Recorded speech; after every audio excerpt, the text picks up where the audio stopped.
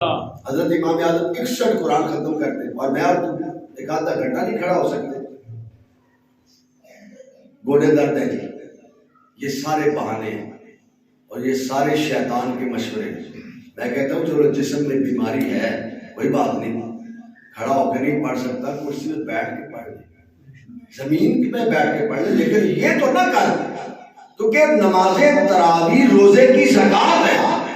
جس نے نماز تراویح ادا کی، روزے میں کہیں غفلت برتی گئی، کہیں سکم رہ گیا، نماز تراویح کی برکت سے اللہ تیرے رکھے ہوئے روزوں کو قبول فرمائے گا.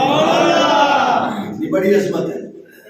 ہمارے بزرگ ہوتے ہیں نا، ہمارے اسلاف نے بڑی اچھی زندگی گزاری. ہمارے اسلاف بزرگ جو لوگ تھے وہ بڑے اچھے طریقے سے سمجھایا کرتے ہیں کسی کو. آج ہم اکثر لوگ شکایت کرتے ہیں کہ ہمارے بچے نماز کے لیے اٹھتے نہیں. ماں کہتی ہے ہمیں، ہماری کئی ایسی بہنیں بیٹی ہیں جو آ کے ہمارے بچے نماز کے لیے اٹھتے نہیں، ہم اٹھاتے ہیں. تو بزرگ کے پاس ایک خاتون ہے، کہا ہے اپنے بچوں کو صبح بڑی آوازیں دیتی ہوں، اٹھاتی ہوں بہت زیادہ، لیکن وہ بچے اٹھتے نہیں. انہوں نے کہا اٹھا کرو. کہا اٹھتے نہیں، بڑی زور لگاتی ہوں، بڑا میں طاقت کو خرچ کرتی ہوں لیکن نہیں اٹھتے. انہوں نے کہا اچھا ایک بات بتاؤ، اگر اس کمرے میں آگ لگ جائے جہاں بچے سوئے تھے، پھر تم ان کو کیسے جگاؤ گی؟ کہا پھر تم ان کو بالوں سے کھینچو گی، ٹانگوں سے پکڑ کے کھینچ کے گھسیٹ کے، اگر چوٹ بھی لگ جائے جسم زخمی بھی ہو جائے تو پرواہ نہیں کروں گی، لیکن کمرے سے باہر نکال دوں گی. کہا اچھا. انہوں نے کہا پھر سن لے، یاد رکھ، یوں سمجھ اور یقین کر کہ جہنم کی آگ بھڑک رہی ہے، جہنم کی آگ بھڑک رہی ہے، اور اگر انہوں نے نماز کی پابندی نہ کی تو آگ ان کو لگ جائے گی، لیکن پھر تو بچا نہیں پائے گی، پھر تو بچا نہیں پائے گی. کہا سن، اس ذمہ داری سے اٹھا کہ اپنے بچے کو جھڑک، ان کو پیٹ، ان کو زبردستی. میرے کریم نبی صلی اللہ علیہ وسلم نے اس لیے فرمایا کہ جب بچہ 7 سال کا ہو جائے تو اس کو زبان سے نماز کی تلقین کرو، اور جب 10 سال کا ہو جائے اگر وہ نہ پڑھے تو اس کو ڈنڈے مار کے مسجد میں لے کے آؤ. لیکن ڈنڈے تو وہ باپ مارے گا جو خود مسجد میں آئے گا.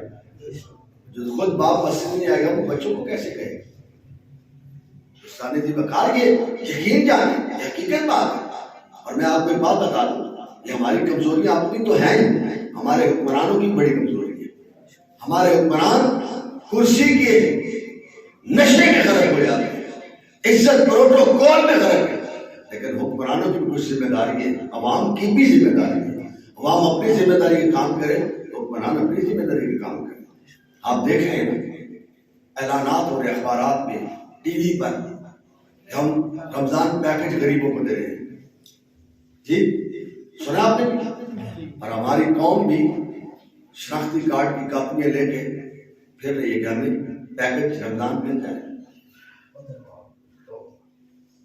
میں کہتا ہوں اگر حکمرانوں تم رمضان پیکج کا اعلان کر کے عوام کو ایک جمع کر سکتے ہو، اور اگر حکمرانوں تم اپنی ذمہ داری ادا کرتے ہوئے یہ اعلان کر دو کہ جو شخص عورتوں کو بھی چھوڑ دے، بچوں کو بھی چھوڑ دے، جو مرد جوان یا بوڑھا پورے مہینے پنجگانہ نماز با جماعت مسجد میں ادا کرے گا، حکومت اس کو 5000 روپیہ وظیفے کے طور پہ دے گی. آپ بتائیں کیا نمازی کچھ پیچھے رہے گا؟ مسجدیں خالی ہوں گی؟ بولیے نظر. ہر شخص آئے گا جس کے گوڈے میں بڑی درد ہے وہ بھی آئے گا، اس کو پتا ہے مجھے 5000 روپیہ مہینے بعد وظیفے کے طور پہ ملنا ہے. مسجدیں خالی نہیں ہوگی. اور بلکہ میں تو یہاں تک کہتا ہوں ہمیں مسجدوں کے چھتوں پہ بھی صفیں بچھانی پڑیں گی. صرف مرد آئیں، عورتیں گھر میں پڑھیں، بچوں کو بھی چھوڑ دیں، صرف مرد آئیں. مرد حضرات جوان بوڑھے آئیں، مسجدیں خالی نہیں رہ سکتے. لیکن ہمارا معاشرہ، ہمارے حکمران دین نہیں چاہتے، ہم خود بھی دین نہیں چاہتے. ہم بھی کہتے ہیں مشکل سے رہو. ہم دین کی، آپ کسی کو دعوت دے کے دیکھیں، دین کے لیے ٹائم نہیں ہے. کتنے خوش نصیب ہے وہ لوگ جو دین کے لیے گھر سے چلتے ہیں. اور اعلان ہونا مسجد کے سپیکر سے، مینار سے، کیا وہ آج جلسہ درس بخاری ہے، یا جلسہ دستار فضیلت ہے، یا آج درس قرآن ہے، تو گھر سے وہ نیت کر کے چلے میں اللہ کا دین سیکھنے کے لیے جا رہا ہوں.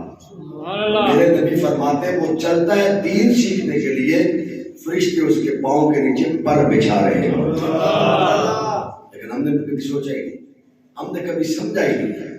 تو سر ماہ مبارک جو ہے وہ ایمان کو مضبوطی عطا کرتا ہے، ماہ مبارک روح کو طاقت دیتا ہے، ماہ مبارک نورانیت عطا کرتا ہے، ماہ مبارک روحانیت عطا کرتا ہے۔ ماہ مبارک میں بڑی برکتیں ہیں، ماہ مبارک میں بڑی عظمتیں ہیں۔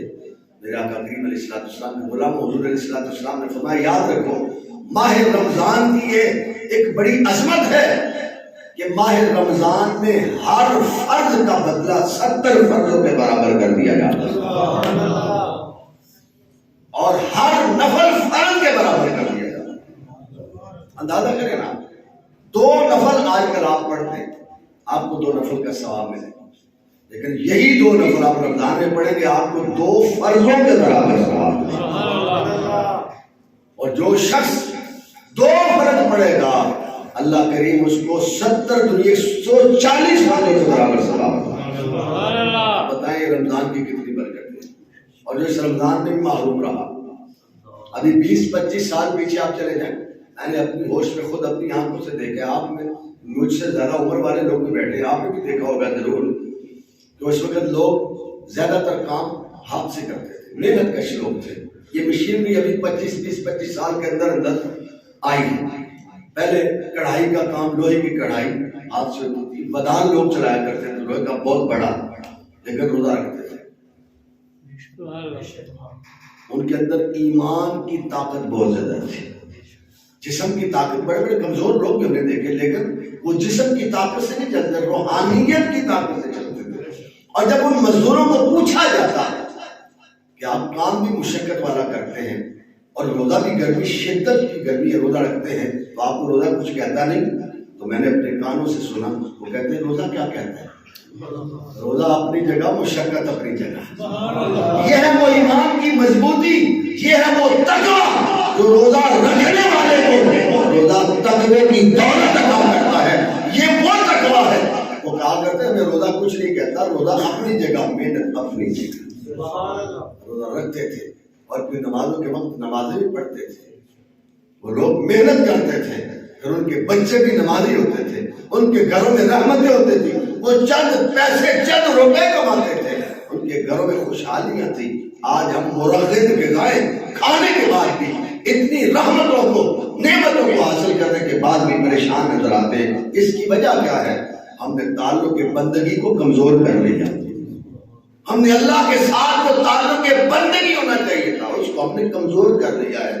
جی چاہے تو تعلق بندگی کو استوار رکھتے ہیں ورنہ توڑ دیتے ہیں۔ یاد رکھیں ماہ رمضان المبارک بندوں کا تعلق رب سے مضبوط بناتا ہے۔ آپ ماہ مبارک سے تعلق جوڑ لیں، ماہ مبارک اللہ کے ساتھ آپ کا تعلق جوڑ دے گا۔ اور بعض بندے